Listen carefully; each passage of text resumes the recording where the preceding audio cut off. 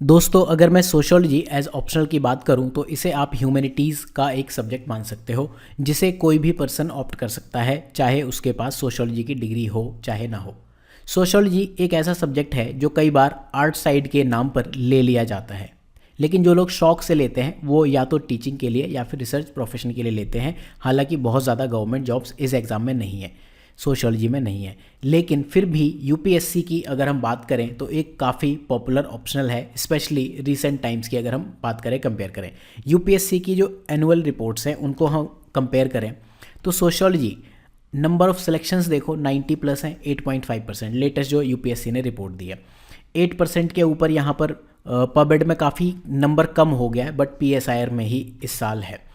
उससे पिछले साल आप देखो सोशियोलॉजी में 9% है, पॉलिटिकल साइंस में 8% है, एंथ्रो में 8%। नंबर ऑफ सिलेक्शंस तीनों सब्जेक्ट से 100 के ऊपर। पबेड से नंबर हर साल घटते जा रहे हैं, अगर आप देखो ज्योग्राफी से भी घटते जा रहे हैं। यहाँ 10% है, राइट, 9%। तो 9, 10%, 8% वाले जो ऑप्शंस हैं उसमें लगातार सोशियोलॉजी रहता है। बहुत साल पहले सोशियोलॉजी को कम लोग लेते थे, उस टाइम पे पॉपुलर हुआ करते थे। जैसे 2014 की बात करें तो पबेड काफ़ी पॉपुलर था, ज्योग्राफी काफ़ी पॉपुलर था, लगभग 50% जनता ये दो सब्जेक्ट्स ले जाती थी। तो ऑप्शनल में आपके पास अपॉर्चुनिटी तो है अगर आप सोशियोलॉजी को अपना सब्जेक्ट ऑप्ट करते हो। तो क्या ऐसा हो सकता है कि आप बेटर वे में प्रिपेयर करो तो जो मेंस लिखने वाले लोग हैं उसमें 8 to 10% का जो सिलेक्शन रेट है, सक्सेस रेट है, उसमें आप अपना नाम ले आओ? तो इस लेक्चर में हम इसी बारे में बात करेंगे। स्वागत है सिनॉप्सिस आईएएस में, मेरा नाम है कृष्णा। हम सोशियोलॉजी सिलेबस को रीडिफाइन क्यों करना चाहेंगे? देखो, यूपीएससी ने जो सिलेबस दिया है ना, बहुत ज़्यादा लॉजिकल वे में नहीं दिया है। पेपर 1 में थ्योरीज़ हैं, इंटरनेशनल सोशियोलॉजी है, पेपर 2 में इंडिया की सोशियोलॉजी है। जैसे मैं बात करूं, अगर आप पॉलिटिक्स एंड सोसाइटी की बात करो तो पेपर 1 पेपर 2 दोनों में है। यहाँ यूनिट नंबर 7, यहाँ यूनिट नंबर 22। क्या हम इन दोनों चीज़ों को एक साथ नहीं पढ़ना चाहेंगे? मैं आपको कंपेयर करके दिखाता हूँ। मान लो पॉलिटिक्स एंड सोशियोलॉजी ये मैं पढ़ना चाहूँ, पेपर 2 का सिलेबस यहाँ है, यहाँ नेशन, डेमोक्रेसी एंड सिटीजनशिप है, राइट। तो क्या मैं इसके साथ नहीं पढ़ सकता इसको? नेशन, डेमोक्रेसी एंड सिटीजनशिप ये पेपर 1 में भी है, यहाँ है, right. Then political parties, pressure group, social and political elite ये यहाँ भी है। एलिट्स यहाँ है, प्रेशर ग्रुप्स यहाँ है, पॉलिटिकल पार्टीज यहाँ है, राइट। हाँ, एलिट्स यहाँ पे 2 अलग अलग टाइप के दे दिए, यहाँ एक टाइप के दे दिए। तो जब आप एलिट्स पढ़ो एक साथ पढ़ लो, power elite, social elite, political elite एक साथ पढ़ लो, राइट। जब सेकुलराइजेशन आप पढ़ रहे हो तो ये रिलीजन में आपको मूव करना चाहिए। फिर जो रिमेनिंग टॉपिक्स हैं आप या तो अलग से पढ़ लो, प्रोटेस्ट, एजिटेशन, सोशल मूवमेंट, या फिर जो यूनिट नंबर 4 में, जैसे हम यहाँ से सेकुलराइजेशन को रिलीजन में ले गए, सेम वे में आप थिंकर से यहाँ पर ले आओ। तो क्या ये रिलेवेंट नहीं हो गया आपके लिए? एक वेल स्ट्रक्चर्ड सिलेबस हो गया। जैसे रिलीजन एंड सोशियोलॉजी की बात करें, सेकुलराइजेशन यहाँ पॉलिटिक्स से उठा लिया, सेकुलराइजेशन पेपर 1 में ऑलरेडी है, और रिवाइवलिज्म पेपर 1 में भी है, और पेपर 2 के लास्ट यूनिट से हमने रिलीजियस रिवाइवलिज्म और कम्युनलिज्म उठा लिया। तो रिलीजन इन मॉडर्न सोसाइटी आपकी एक थीम बन गई। सिमिलर वे में थ्योरीज ऑफ रिलीजन में डर्कहाइम और मैक्स वेबर की थ्योरी हमने यहाँ पढ़ ली। इससे होगा क्या? जब आप पीवाईक्यूज देखोगे, जैसे रिलीजन के 2024 के क्वेश्चंस देखते हैं। 2024 में रिलीजन में पूछा है मैक्स वेबर की बुक का मेन आइडिया बता दो, Protestant ethics and spirit of capitalism as a critic to Marxism. अगर आप यहाँ पढ़ लो वेबर के जो फैक्ट और वैल्यू की बात की है, या वेबर कैसे मार्क्स से अलग हैं, स्पेशली जो आप ये 2012 वाला क्वेश्चन है ये देख लो, पेपर 1 में चीज़ें आपको रिपीट होते हुए दिखेंगी। लेकिन जब आप पेपर 2 के भी क्वेश्चंस देखोगे, आपको क्यों डिफरेंट पढ़ना है कि एनिमिज्म पेपर 1 में है या पेपर 2 में है? आपको ये क्वेश्चन अलग से क्यों तैयार करना है? जब आप पेपर 1 की थ्योरीज पढ़ रहे हो, पेपर 2 की भी थ्योरीज पढ़ो, एग्जाम्पल्स पेपर 1 पेपर 2 दोनों लेके आओ। जब सेक्ट और कल्ट के क्वेश्चंस हैं तो उसको आप पेपर 2 और पेपर 1 दोनों में एनालाइज करके देखो, तो आपके लिए सब्जेक्ट एक अच्छा सब्जेक्ट बनेगा, उसको आप एक कॉम्प्रहेंसिव वे में पढ़ पाओगे। सिमिलर वे में आप ये वाला क्वेश्चन देखो, तो मल्टीकल्चरल सोसाइटी जब आप बात कर रहे हो, सारे क्वेश्चंस आप चाहोगे कि प्लूरलिज्म या एक साथ जो भी ये क्वेश्चंस हैं, मल्टीकल्चरलिज्म या प्लूरलिज्म के क्वेश्चंस आपने एक साथ पढ़ लिए। Religion in modern society, modernization and secularization go together, ये आप यहाँ पे पढ़ लेते हो, राइट। अब सेकुलराइजेशन कहाँ टॉपिक था? पॉलिटिक्स में। क्वेश्चंस कहाँ आ रहे हैं सेकुलराइजेशन के? आप देखोगे यहाँ पे सेकुलरिज्म, सेकुलराइजेशन, ये सारे टॉपिक्स हैं। इस वे में हम इसे तैयार कर सकते हैं। सेम वे में आप अगर नेक्स्ट यूनिट में भी चले जाओगे, रिलीजियस कम्युनिटी कल्चरल डाइवर्सिटी के लिए कैसे कंट्रीब्यूट करती है, religious communities of India, paper 2 का ये टॉपिक आपने पढ़ लिया, राइट। अब अगर मैं ये पॉलिटिक्स नेक्स्ट यूनिट से देखूं तो power elite, social and political elite, इसके क्वेश्चंस हम एक साथ देख लेंगे। Changing nature of political elites in India, चाहे पेपर 1 का हो चाहे पेपर 2 का हो।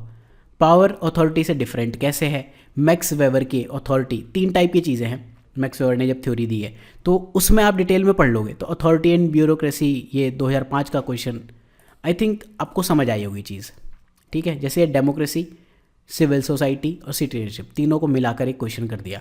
प्रेशर ग्रुप से यहाँ क्वेश्चन पूछा, प्रेशर ग्रुप्स क्या है, role in decision making in democracy, आप बता दो। सिमिलर वे में ये 2013 में भी क्वेश्चन पूछा है।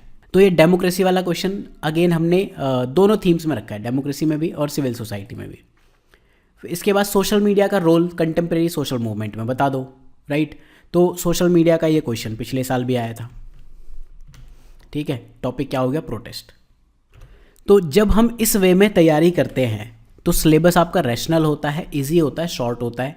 जो भी पेपर 1 पेपर 2 की डुप्लीकेसी है वो रिडंडेंट हो जाती है। इंटरलिंकिंग पेपर 1 पेपर 2 की आसान होती है।